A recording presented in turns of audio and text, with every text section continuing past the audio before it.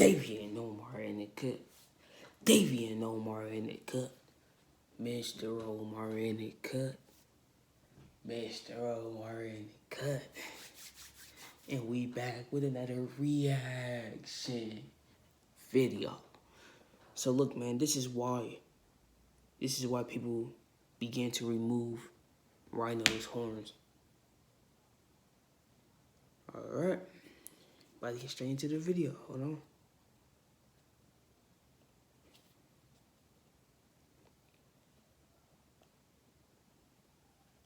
Now to the question. How can the last two female rhinos on Earth save their species from extinction? A. Cloning. B. Mating with other animals. C. Evolving. D. They can't. Yes, this looks like the most logical answer, but it's far more complicated than it seems. My answer B. In April 2013, several masked men robbed the National Museum of Ireland. They attacked the guards and escaped with the haul. Not with works of art or jewelry, but 4 rhino heads. More precisely, their horns. What kind of weird robbery is that? Why would anyone steal horns if they're more valuable things in the museum? Oh, you have no idea what kind of money we're talking about? To understand this, let's go to the African continent. Female northern white rhinos, Najin and Fatou, used to have many siblings who lived in several countries in East and Central Africa. But after the waves of poaching in 1970 and 2003, 2 of them were the only ones left. I mean, literally, only 2 of them. There are no more northern white rhinos on the planet. No wonder the last of their kind are now protected better than the head of any state. No, seriously, armed guards protect the rhinos 24/7, ready to repel an attack at any moment. The only thing missing is an armored vehicle and air support.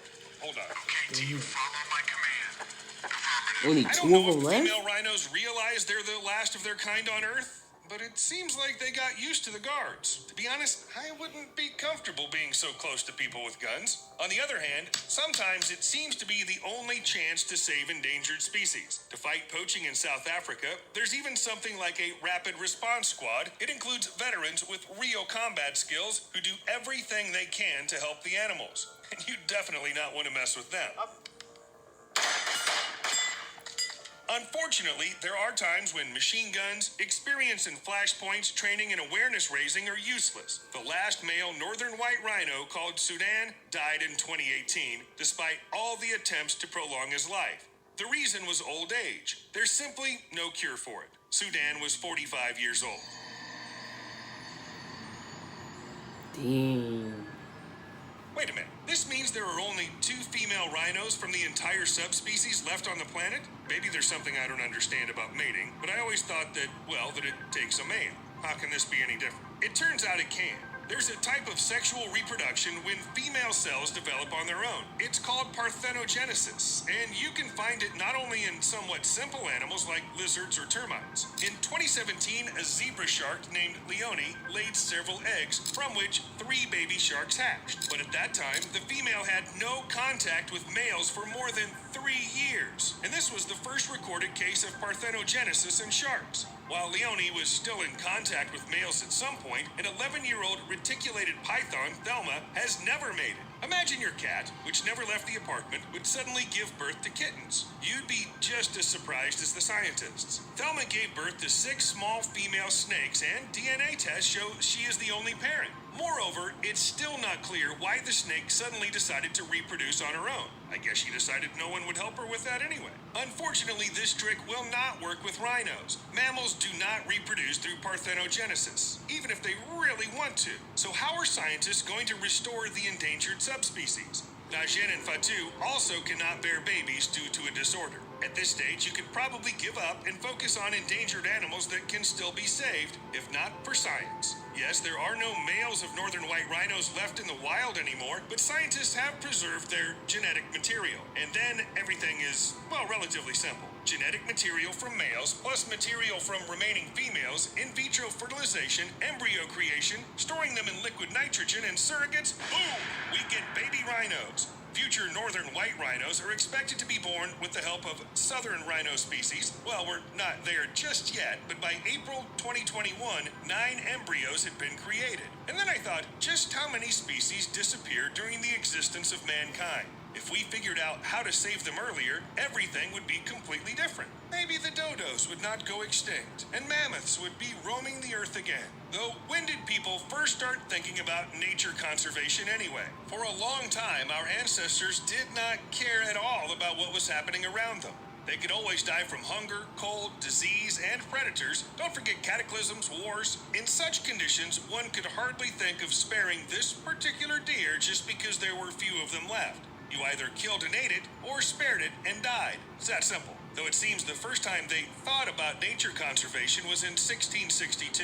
Back then, the English writer John Evelyn presented his book, Silva, where he described the importance of forest conservation, limiting deforestation, restoring lost trees. Well, same ideas as today. The first law on the protection of animals was adopted even before that, in 1635, though it concerned domestic animals and banned various actions no one would even think of doing today. Things like plowing by the tail of a horse and plucking wool from sheep instead of shearing. What? Though for humanity, this was already a big step forward. It's a shame we started preserving endangered species when it was too late.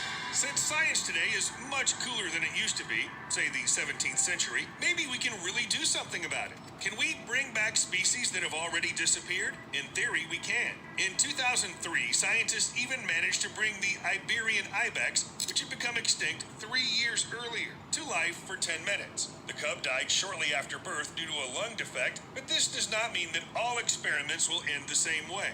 Cloning has become much less risky today, and it might even be possible to bring back to life, I don't know, mammoths? Or the furry ancestors of modern rhinos. All you need to do is restore the ancient DNA. Must be a piece of cake. Bro, that's what's Even if up. scientists could do this, the It's ancient cool, animal but they're would using not it feel for the very wrong comfortable in the ideas, you know what modern I'm saying? world. The extinction of They're the using woolly science for the rhinos wrong was ideas. probably caused by climate change, and today you can hardly call it suitable for them. And even if the woolly rhinoceros somehow adapt, they will probably become a target for poachers.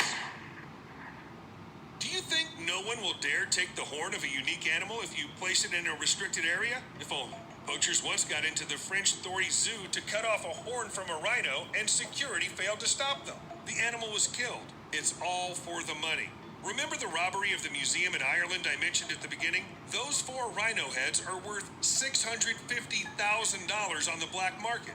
Sometimes prices reach up to $65,000 per 2 pounds, and this is just a gigantic amount of money. For comparison, Bro, he ivory a costs lick. approximately He hit a $2,300 lick. per 2 pounds. It's used to make talismans, souvenir figurines, and decorative items, but rhino horns are a different story. In some countries, a rhino horn is considered a status symbol and a cure for all diseases. Of course, the horn of a wild rhino is believed to be more effective, and clients do not care that animals die because of this. Are horns really that useful? Well, yes, for rhinos. That's why they grow on their head.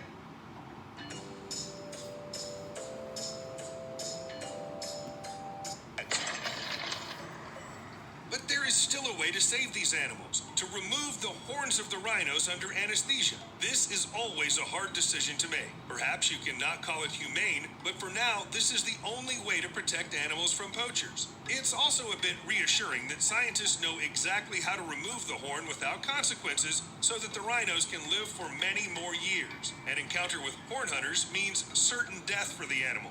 And now I'll say a rather weird thing, but sometimes rhinos are better off without horns. That's not my opinion, just statistics. Half of the black male rhinos and about a third of the females are killed when they fight each other, and not because they're pushing too hard. It's a hard process, but some animals are literally dying out because of their own horns.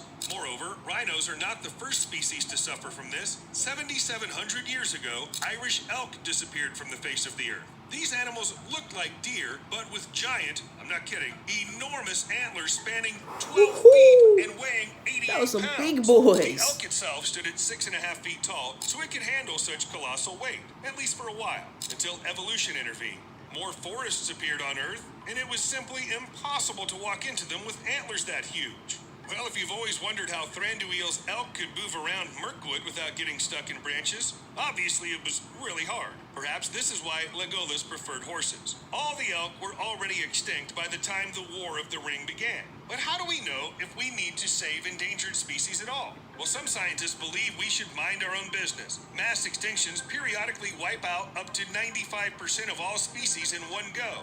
They happen every 50 to 100 million years, and we're now in the middle of the 6th such extinction. Yes, it was caused by people above all. That is, it seems like it was our fault, but another extinction was triggered by a meteor. Do you think nature planned it all along? Any meddling with ongoing processes can end badly. Even biodiversity can be dangerous. Take, for example, microbes that cause fatal diseases. They're also part of nature, so everything turned out to be surprisingly complicated. Of course, you need to take care of animals and endangered species, but you don't have to constantly feel guilty. And it certainly wouldn't hurt to plan your actions in advance, or will it be like in China in the 1950s and 60s? Back then, the country decided to eliminate the sparrows because they ate too much grain. Of course, people won this fight until it turned out that the birds were destroying pests like locusts. The insects multiplied so fast it caused a famine in China, and they even had to buy 250,000 sparrows from the Soviet Union. Well, oops. See you later. Alright, man, that's the end of the video, man. Appreciate, bro, for the reaction video. Man, give me 200 subs, man. You know what I'm saying? Run me up 100 subs. Run it up, run it up. Hano. Yes, sir. But love your boys for real, man. Davienomar out the cut, man, yeah? Thank y'all for watching. Yes, sir.